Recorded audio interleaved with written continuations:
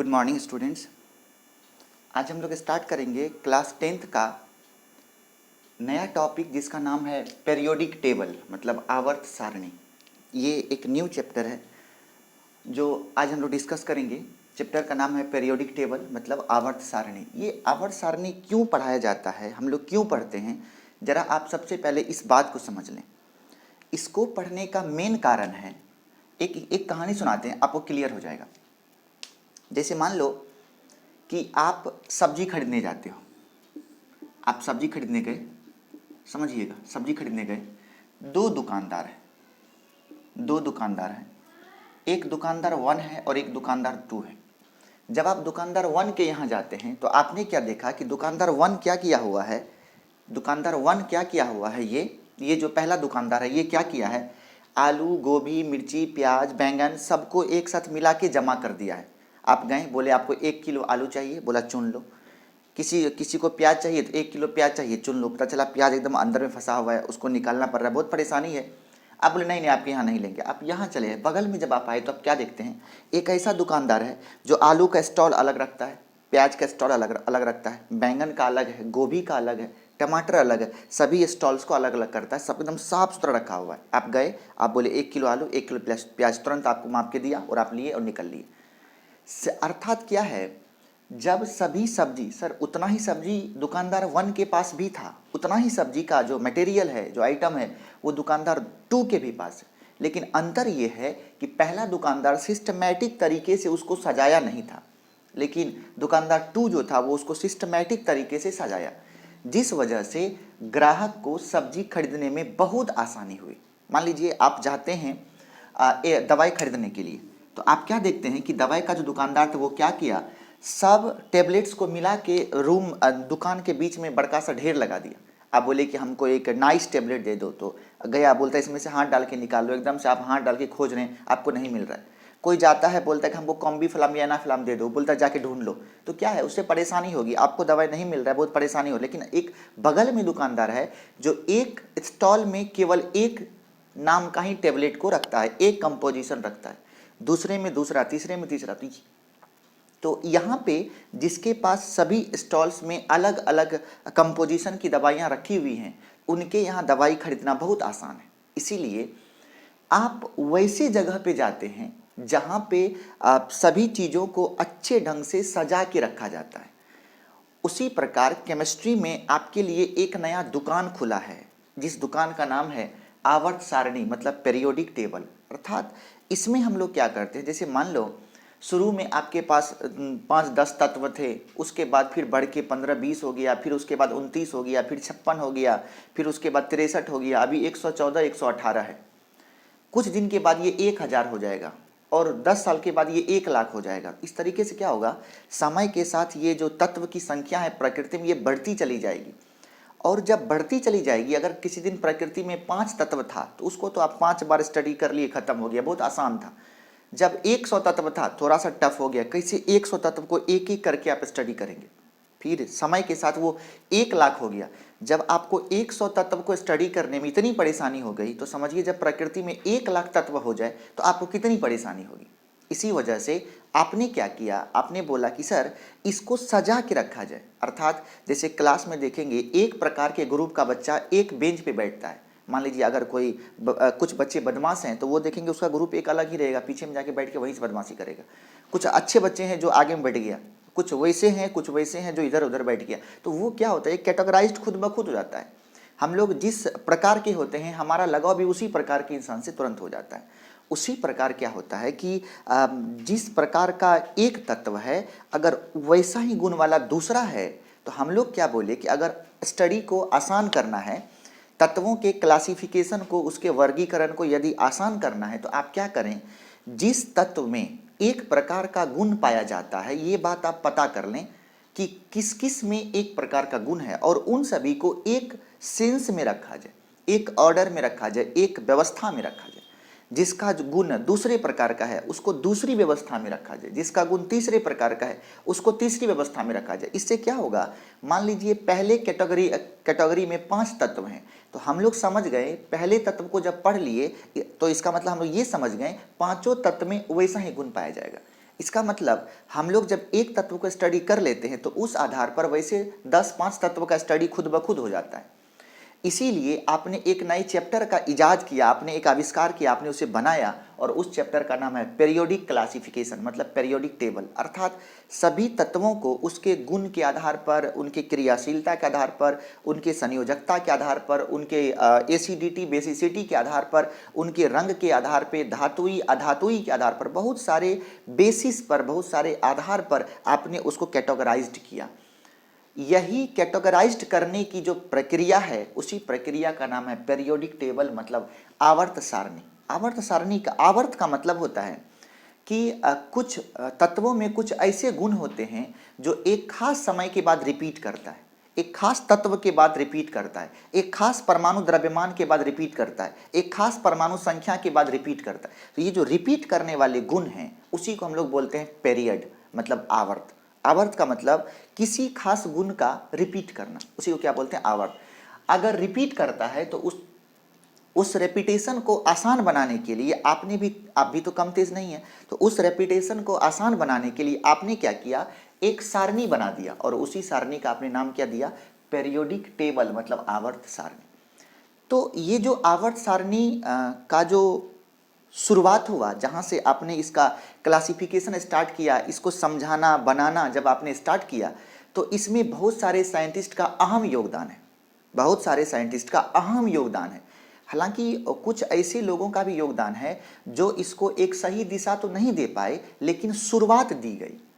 कुछ ऐसे साइंटिस्ट हैं जिनका नाम अभी हम बगल में लिखे हुए हैं, एक एक करके उसको स्टडी करेंगे। तो कुछ ऐसे साइंटिस्ट थे जिनका योगदान बहुत बड़ा है, हालांकि उससे रिजल्ट कुछ पॉजिटिव नहीं आया, उतना अच्छा नहीं आया, लेकिन एक इनिशिएट हुआ, एक शुरुआत वहाँ से हुई। और उस शुरुआत में सबसे पहला नाम आता है, उस शुरुआत में सबसे पहला नाम आता है, देखेंगे किनको किनको हम लोगों को पढ़ना है।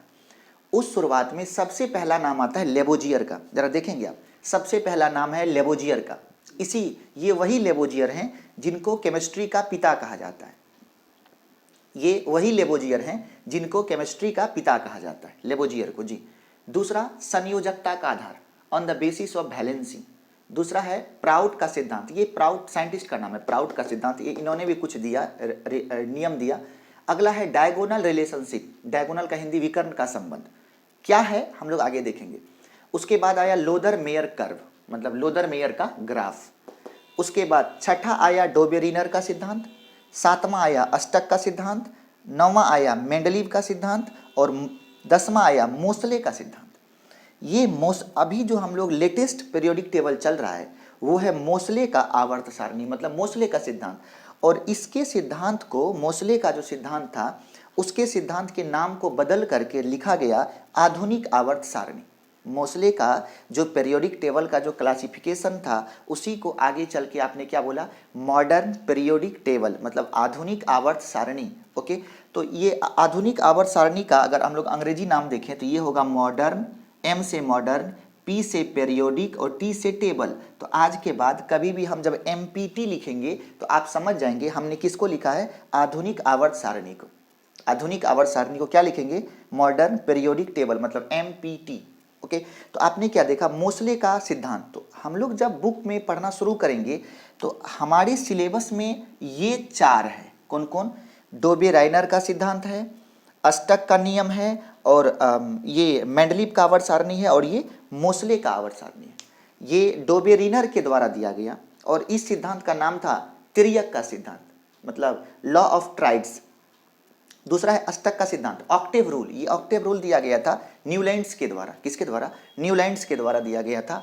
तीसरा मेंडलीव का आवर्त सारणी, जिसको हम लोगों ने मेंडलीव का सिद्धांत लिखा है। अगला है मोसले का सिद्धांत, मतलब मोसले का आवर्त सारणी। और मोसले की आवर्त सारणी को आगे चल करके आपने क्या बोल दिया, आपने बोल दिया आधुनिक आवर्त सारणी, मॉडर्न पीरियोडिक टेबल। ये जो डोबे-राइनर के पहले की ये कॉन्सेप्ट है 5 तक, लेबोजियर का सिद्धांत है, संयोजकता का आधार है, प्राउड का सिद्धांत है, डायगोनल रिलेशनशिप है, लोदर मेयर कर्व है, इसको आप हल्का हल्का करके जान लेंगे, क्योंकि ना तो वो आपके बोर्ड एग्जाम के लिए इंपॉर्टेंट है, ना वो कंपटीशन के लिए इंपॉर्टेंट। अगर आप कोई banking, railway, SSC, Bihar police ये सभी देता है उन सभी में भी यहाँ से यहाँ तक का सवाल, अब लगभग 4 तक 5 कभी कभी हल्का सा कॉन्सेप्ट पूछता है, तो वो तो आपसे बन ही जाएगा अभी जब समझाएंगे।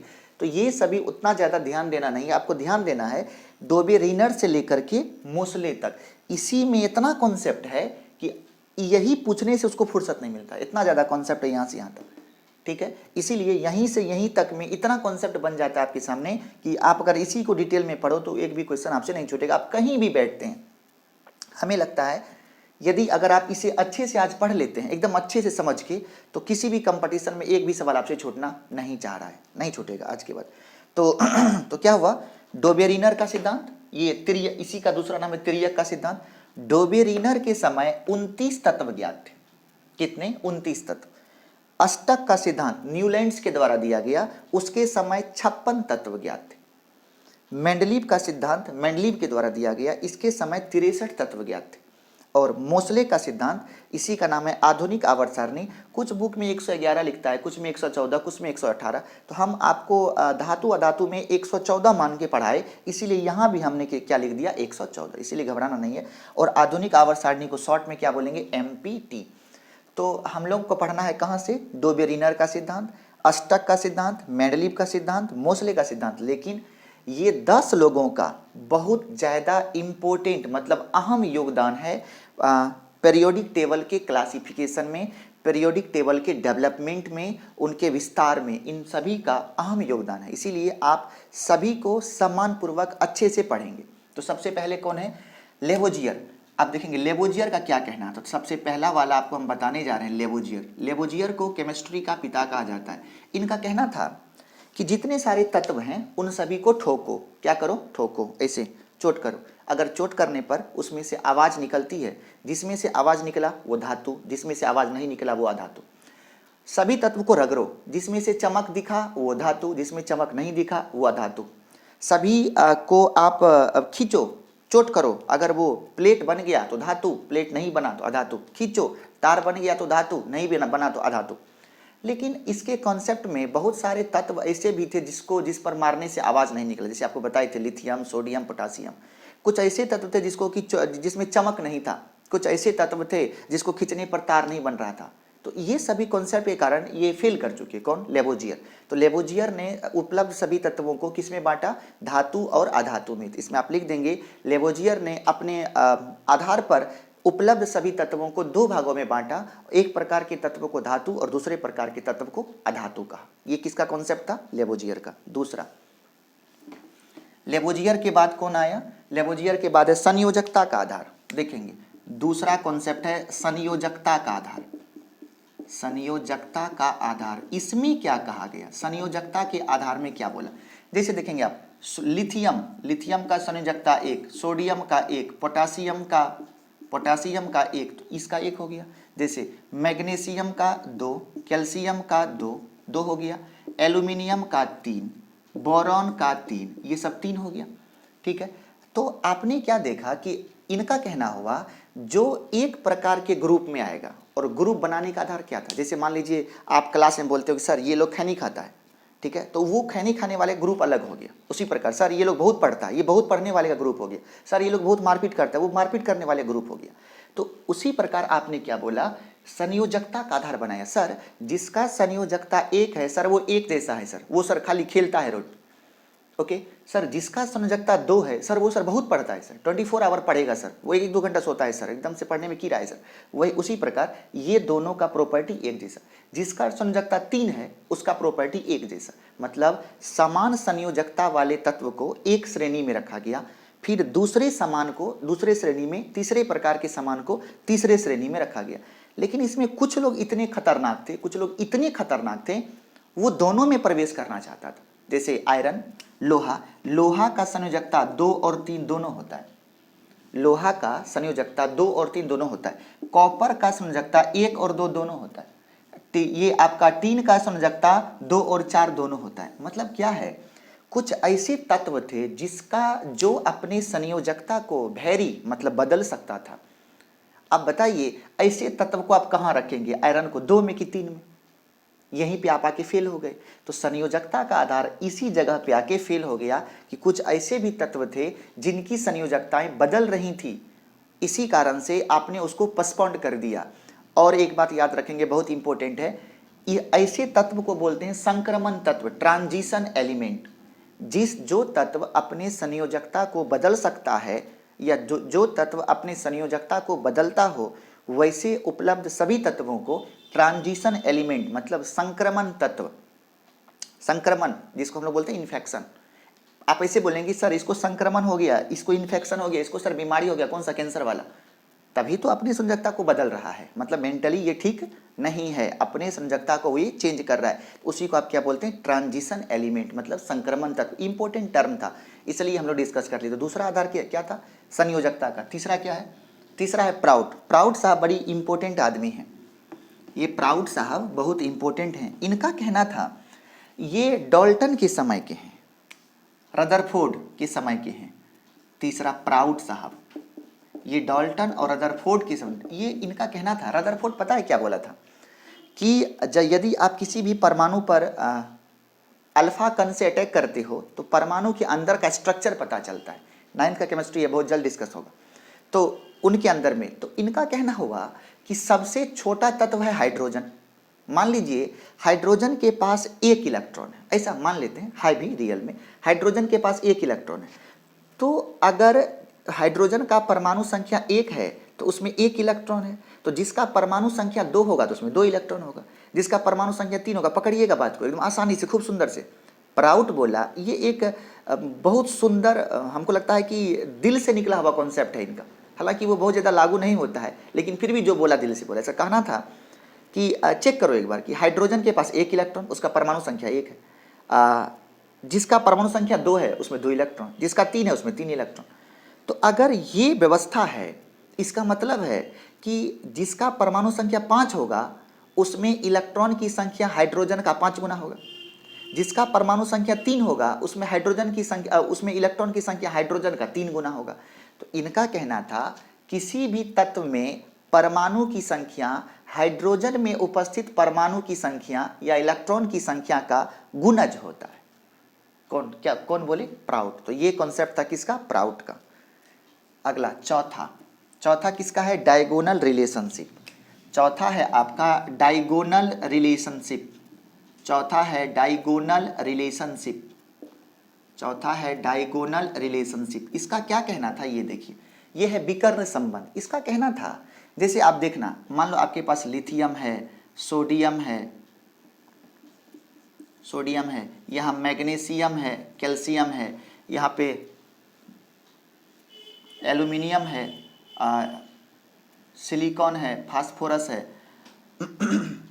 एल्यूमिनियम के नीचे में आप मान लेते हैं इंडियम है, यहाँ जर्मेनियम है, सल्फर है। ऐसा इनका कहना था डायगोनल रिलेशनशिप का कि उपलब्ध तत्व जो होता है उसका संबंध अपने विकर्ण के सामने वाले तत्व के जैसा होता है। मतलब जो तत्व कोना कोनी बैठा हुआ है उनका गुण आपस में मैच करता है। मतलब लिथियम जो है वो कैल्शियम के साथ मैच करेगा, ऐसा है नहीं, लिथियम सोडियम के साथ मैच करेगा, आप देखते रहेंगे। लेकिन इनका ऐसा मानना था कि लिथियम जो है कैल्शियम के साथ मैच करेगा, मैग्नीशियम जो है वो इंडियम के साथ मैच करेगा, एल्यूमिनियम जो है जर्मेनियम के साथ मैच करेगा, और सिलिकॉन जो है वो सल्फर के साथ मैच करेगा। देखिए ना, अगर इस चारों को मिला के हम एक स्क्वायर बना लें तो ये क्या है, उसका विकर्ण हो गया। फिर इसको एक स्क्वायर बना ले तो ये क्या बन गया, एक विकर्ण बन गया। इसीलिए इस संबंध का क्या नाम है, डायगोनल रिलेशनशिप। ओके, तो ये चौथा क्या था, डायगोनल रिलेशनशिप। पांचवा क्या है, लोदर मेयर कर्व। पांचवा है आपके सामने लोदर मेयर कर्व, ये थोड़ा सा इंपॉर्टेंट है। पांचवा है आपके सामने Luther mayor curve, Luther Myers curve. इसका कहना था, ये सबसे पहली बात जानिए कि ये जो थे ये तत्व को उसके ये हो गया वाई एक्सिस और ये क्या हो गया एक्स एक्सिस, ग्राफ है। यहाँ पे क्या हो गया, मूल बिंदु ऑरिजिन। ये जो बनाए थे वाई एक्सिस पर इन्होंने लिया था परमाणु आयतन, परमाणु का आयतन। इस पे क्या था, परमाणु का आयतन, मतलब एटॉमिक वॉल्यूम। वाई एक्सिस पर क्या लिया गया था, परमाणु का आयतन, एटॉमिक वॉल्यूम। और ये आयतन था सेंटीमीटर क्यूब में।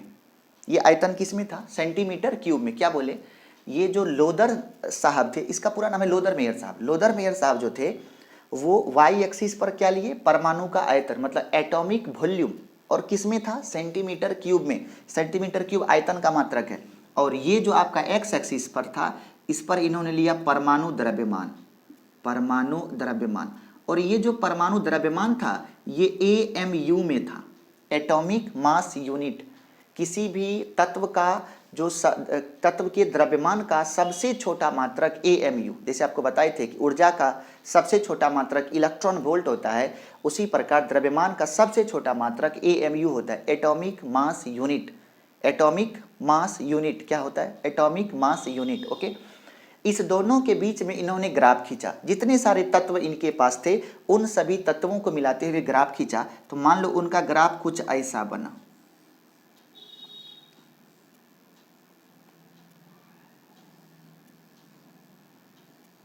ऐसा ये ग्राफ। इनका कहना था कि इस ग्राफ में एक प्रकार के तत्व एक स्थान पर रहेगा। जैसे ये सभी मान लो पिक है, ये सभी क्या है, सबसे ऊंचा स्थान है, ये सभी क्या है, ऊंचा। ऊंचा का मतलब होता है इतना ग्राफ का ये सबसे पिक, इस ग्राफ का ये सबसे पिक, पिक मतलब ऊंचाई, ये सबसे पिक, फिर यहाँ पे ये सबसे पिक। बोला कि जो तत्व एक प्रकार का प्रॉपर्टी रखेगा वो इस ऊंचाई पे, मान लो कि इस पे लिथियम, सोडियम, पोटासियम, रुबिडियम ऐसा आ गया, तो इन सभी का गुण आपस में समान होता है, इसीलिए ये सभी एक प्रकार के स्थान को ग्रहण किया है। वैसे तत्व जिनका गुण दूसरे प्रकार का होगा वो दूसरा स्थान ग्रहण करेगा। मान लीजिए कुछ ऐसे गुण हैं जिनका, कुछ ऐसे तत्व हैं जिनका गुण आपस में समान है लेकिन इन लोगों से अलग है, तो वो सभी लोग ये बॉटम को पकड़ लिया, ये बॉटम को पकड़ लिया, वो सभी तत्व इस बॉटम को पकड़ लिया, ये सभी बॉटम को पकड़ लिया, तो उन सभी तत्वों को इस बॉटम पे रखा गया। मतलब लोदर मेयर जो है अपना ग्राफ एटॉमिक वॉल्यूम और एटॉमिक मास के बीच में ड्रॉ किया। ड्रॉ करने के बाद उन्होंने ये बताया कि समान गुण वाले तत्व इस ग्राफ में समान प्रकार के स्थान को ग्रहण करता है। क्या बोले, समान गुण वाले तत्व इस ग्राफ में समान प्रकार के स्थान को ग्रहण करता है। यदि कुछ लोग समान गुण वाले हैं तो समान स्थान पिक को प्राप्त किया, कुछ दूसरे प्रकार के हैं तो वो बॉटम को प्राप्त किया, कुछ तीसरे प्रकार के हैं तो वो मिडल मतलब मध्य में जाके बैठेगा, कुछ चौथे प्रकार के हैं तो वो बीच में कहीं जाके सेटल्ड हो जाएगा। इस प्रकार से वैसे तत्व जिनके गुण आपस में समान हैं वो सभी के सभी एक प्रकार के स्थान को ग्रहण किया। किनका कहना था, ये कहना था लोदर मेयर का। लोदर मेयर के बाद कौन आता है, उसके बाद आता है डोबेरिनर का सिद्धांत। डोबेरिनर का सिद्धांत, उसमें कितने तत्व, 29 तत्व ज्ञात। उसके बाद अष्टक का सिद्धांत, कितने तत्व, 56 तत्व ज्ञात। उसके बाद मेंडलीव का सिद्धांत, कितने तत्व, 63 तत्व ज्ञात। और उसके बाद मोसले का सिद्धांत, कितने तत्व, 114 तत्व ज्ञात। तो इसके बाद हम लोग किसको पढ़ेंगे, इसके बाद हम लोग पढ़ेंगे डोबेरिनर का सिद्धांत। अब पूरा बोर्ड मिटाएंगे, आप जल्दी से इसे लिखो। तो अगला हेडिंग आएगा डोबेरिनर का सिद्धांत। अगला हेडिंग दीजिए आप मेरे साथ, डोबेरिनर का सिद्धांत। आपके सामने अगला हेडिंग है डोबेरिनर का सिद्धांत। ये लेक्चर 1 चल रहा है। अगला स्टार है आज का डोबेरिनर का सिद्धांत। इसी को हम लोग डोबेरिनर भी लिखा जाता है, डोबेरिनर के तिर्यक का सिद्धांत। डोबेरिनर के तिर्यक का सिद्धांत। आइए आज हम लोग क्या डिस्कस करने वाले हैं, डोबेरिनर के तिर्यक का सिद्धांत। यहाँ से 2 ऑब्जेक्टिव बनता है बहुत इंपॉर्टेंट। एक कि डोबेरिनर ने कौन सा सिद्धांत दिया, तो तिर्यक का सिद्धांत दिया। तिर्यक मतलब 3, मतलब इसमें 3 तत्व का एक पैकेट बना था। और तिर्यक का सिद्धांत किसके द्वारा दिया गया, डोबेरिनर के द्वारा।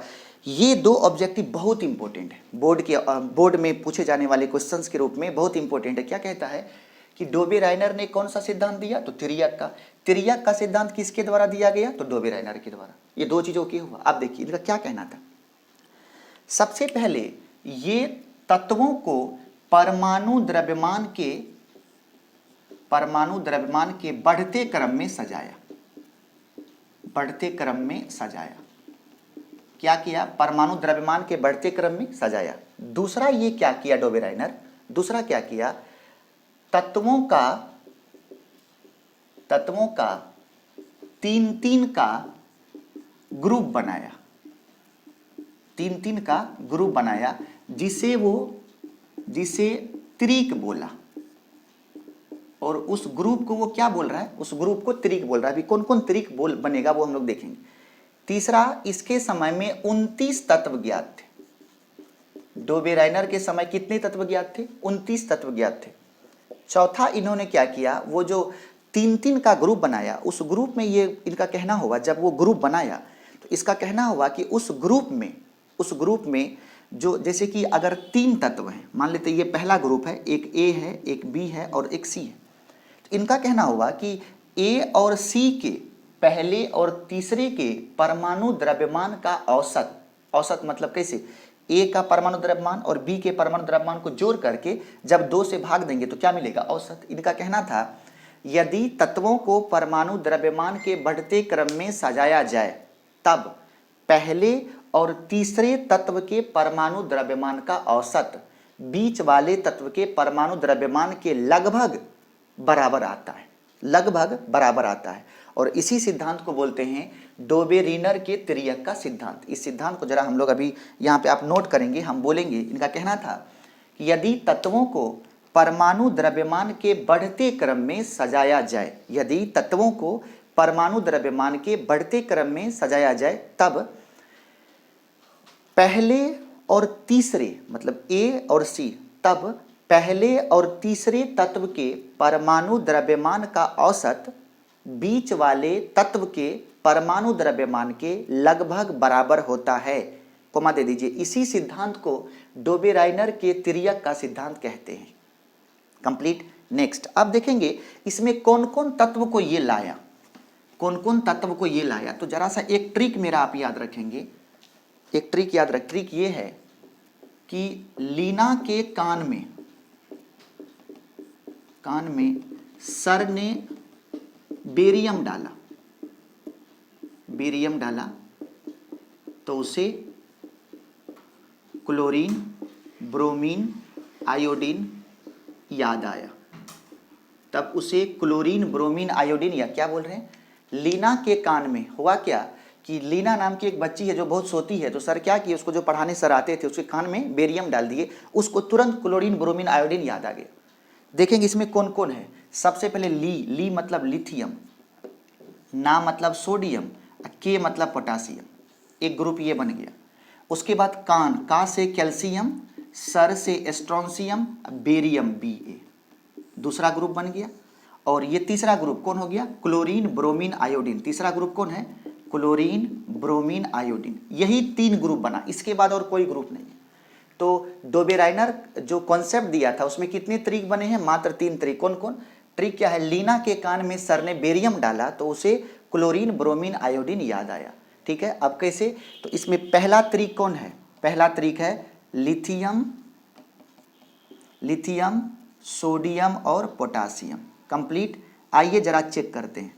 लिथियम का परमाणु द्रव्यमान 7, सोडियम का परमाणु द्रव्यमान 23, पोटासियम का 39। ये आपका पहला त्रिक है, पहला त्रिक। अब आप चेक कीजिए कि लिथियम और सोडियम के परमाणु द्रव्यमान का औसत क्या सोडियम के बराबर होता है? तो आपने क्या बोला, हम लोग क्या चेक करेंगे, 7 + 39/2, 39 में 7 जोड़ेंगे 46/2, कितना आ गया, 23। देखिए सोडियम के बराबर हो गया। मतलब ये एक प्रकार का त्रिक बन गया। पहले और तीसरे तत्व के परमाणु द्रव्यमान का औसत यदि बीच वाले के बराबर या लगभग बराबर आ गया तो उसे उन्होंने एक त्रिक माना, अब देखेंगे दूसरा त्रिक में कहानी क्या है, उसका दूसरा त्रिक में कहानी क्या है। दूसरा त्रिक में कौन कौन था, उसमें था आपका कैल्शियम, स्ट्रोंसियम और बेरियम।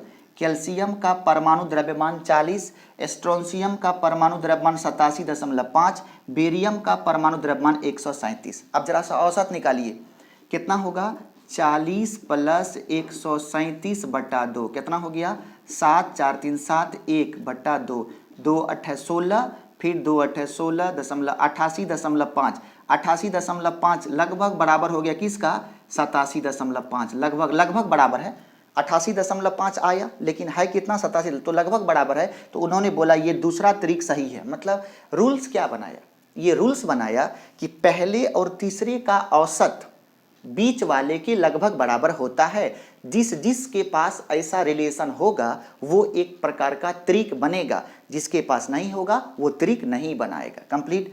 तीसरा त्रिक क्या बना, इसका तीसरा त्रिक बना। तीसरा त्रिक में कौन कौन है, तीसरे में है कौन कौन है, क्लोरीन है, ब्रोमीन है और आयोडीन है। क्लोरीन का होता है 35.5, ब्रोमीन का होता है 80 और आयोडीन का होता है 127। अब चेक कीजिए, तो 35.5 को हम 35 ही ले लेते हैं। 35 प्लस 127/2 कितना हो गया, 7 5 12, 1 3 2 5 1 6, 1 162/2 कितना हो गया, 2 8 16, 2 1 2,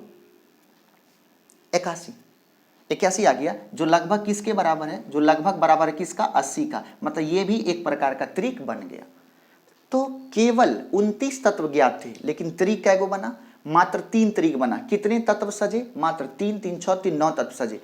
7 23 39 परमाणु द्रव्यमान का बढ़ते क्रम, 40 87 137 परमाणु द्रव्यमान का बढ़ते क्रम, 35 80 127 परमाणु द्रव्यमान का बढ़ते क्रम।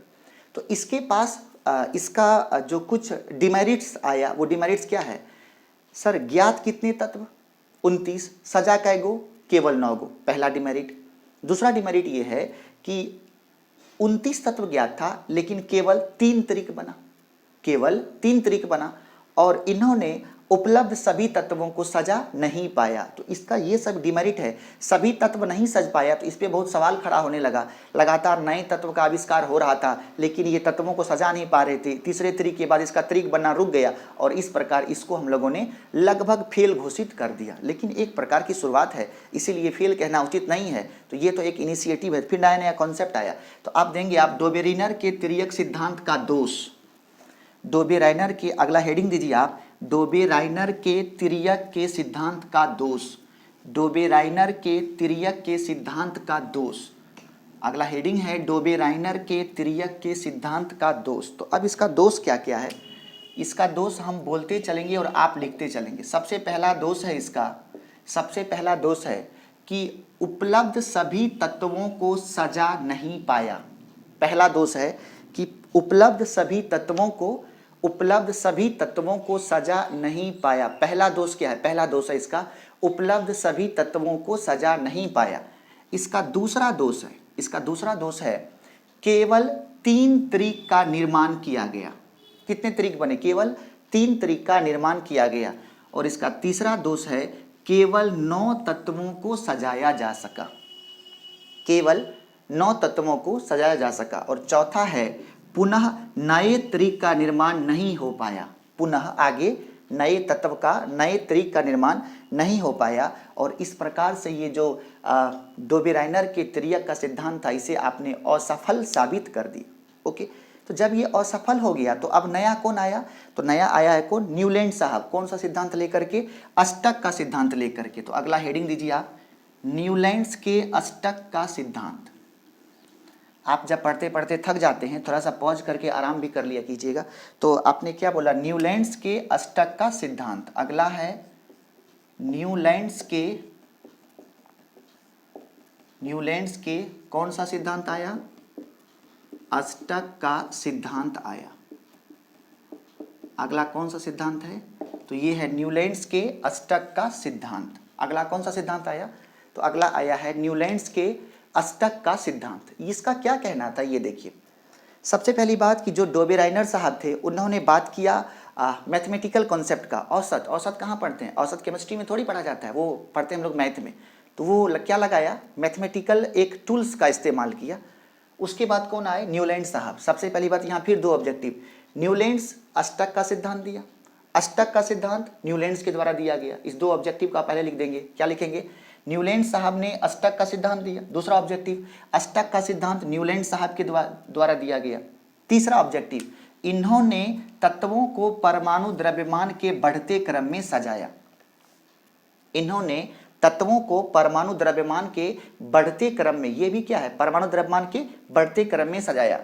और अगला जो इसका नियम है, वो नियम है इनका कि यदि आपको बताए थे कि इसके समय 56 तत्व ज्ञात थे। इसके समय, अगला ऑब्जेक्टिव लिख दीजिए, इसके समय कितने तत्व, 56 तत्व ज्ञात थे। और तीसरा जो इसका लॉ है, इसका नियम क्या है, जरा ये देखिए। इसका कहना था यदि आप उपलब्ध सभी तत्वों को, यदि आप उपलब्ध सभी तत्वों को सजाने जाते हैं। कौन बोल रहा है? न्यूलैंड्स। इसका कहना है यदि आप उपलब्ध सभी तत्वों को सजाने जाते हैं तो सभी उपलब्ध तत्व को जब आप सजाते हैं तो उसमें हर आठवें तत्व का गुण, उसमें हर आठवें तत्व का गुण उसी प्रकार समान पाया जाता है जैसे हमारे यहाँ के संगीत का हर आठवां स्वर आपस में समान होता है। फिर से बोलेंगे, आप इसे फिर से सुनेंगे एक बार, अपने मन में इसको बैठने दीजिए जल्दी से। इनका कहना था कि यदि आप उपलब्ध सभी तत्वों को सजाते हैं, यदि आप उपलब्ध सभी तत्वों को सजाते हैं, उपलब्ध सभी तत्वों को सजाते हैं तो उनमें हर आठवां तत्व का गुण उसी प्रकार समान होता है जैसे संगीत के स्वर का सभी आठवां तत्व आपस में समान होता।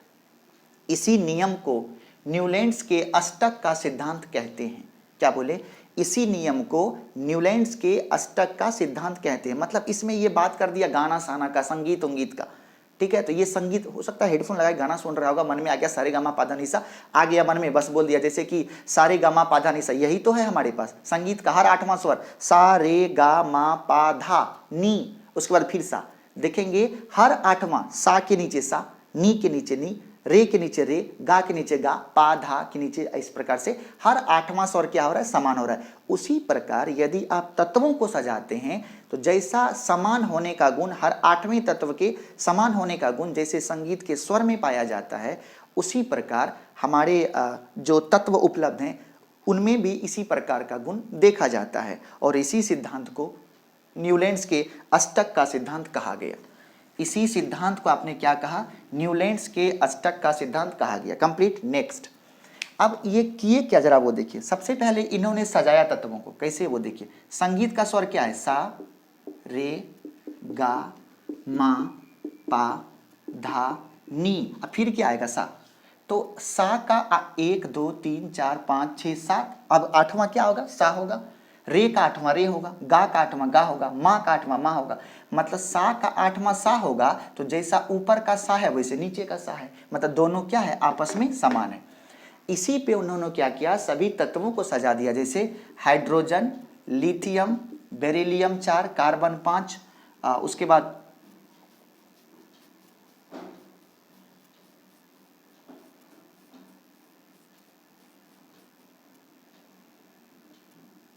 बोरॉन 5, कार्बन 6, नाइट्रोजन 7, ऑक्सीजन 8, उसके बाद कौन? Fluorine 9, sodium, magnesium, aluminium, silicon, phosphorus, sulphur, उसके बाद क्लोरीन। इस प्रकार से क्या होगा?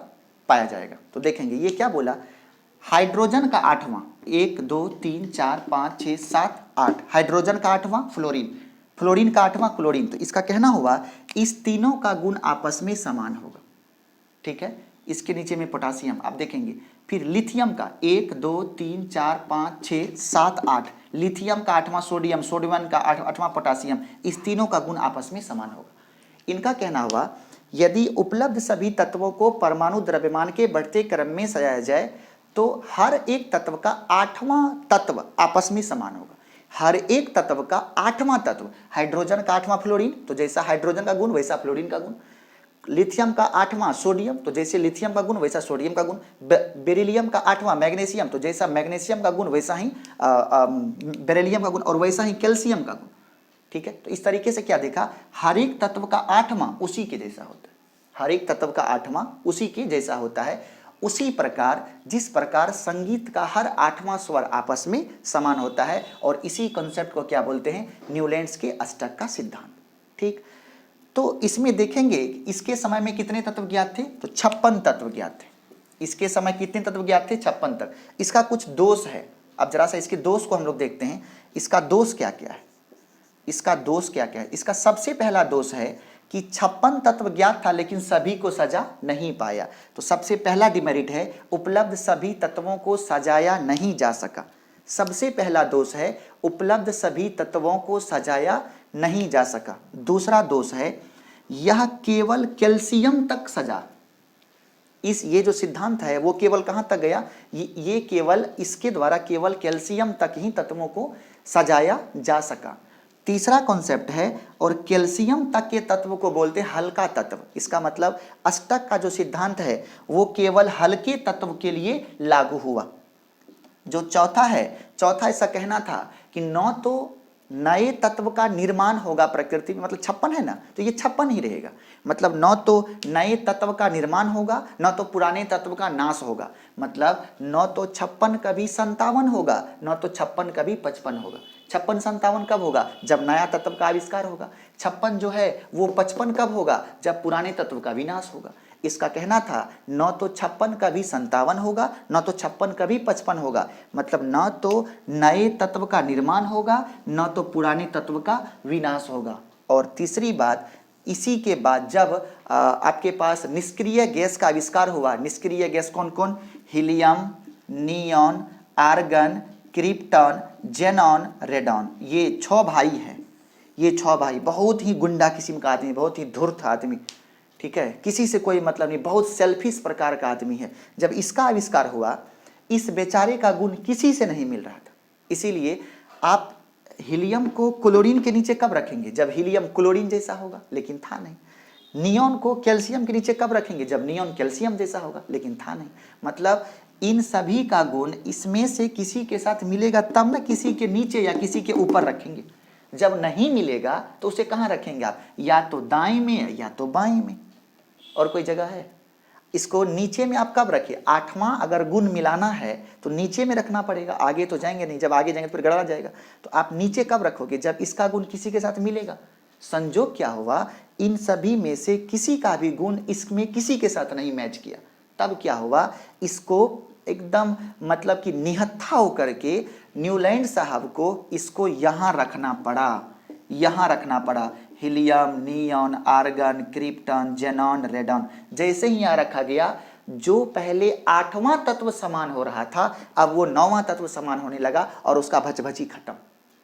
न्यूलैंड साहब का भचभची खत्म, उसका गर्मी उतर गया और वो बहुत रोया बेचारा, अपना सर को तकिया में छुपा के। क्या हुआ कि ये जो पहले 8वां तत्व समान हो रहा था अब कैसा होने लगा, 9वां। गिनिए ना, 1 2 3 4 5 6 7 8 9, फिर 1 2 3 4 5 6 7 8 9, 9वां तत्व। तो 5वां जो कॉन्सेप्ट वो ये है, निष्क्रिय गैस का आविष्कार होने की वजह से, 5वां इसका डिमेरिट ये है कि निष्क्रिय गैस के आविष्कार होने की वजह से 8वें तत्व के स्थान पर 9वां तत्व समान होने लगा। निष्क्रिय गैस की आविष्कार के कारण जो पहले 8वां तत्व समान हो रहा था अब वो बंद हो गया। अब कौन समान होने लगा, तो अब होने लगा 9वां तत्व समान होने लगा। ओके, तो इस तरीके से हम लोगों ने क्या देखा, न्यूलैंड्स के सिद्धांत को देखा, डोबी राइनर का सिद्धांत, न्यूलैंड्स का सिद्धांत। अब जो नया लेक्चर आएगा उसमें हम लोग डिस्कस करेंगे किसको, उसमें डिस्कस करेंगे मेंडलीव का आवर्त सारणी, और उसमें मोसले के आवर्त सारणी को हम लोग डिस्कस करेंगे। Okay, thank you so much.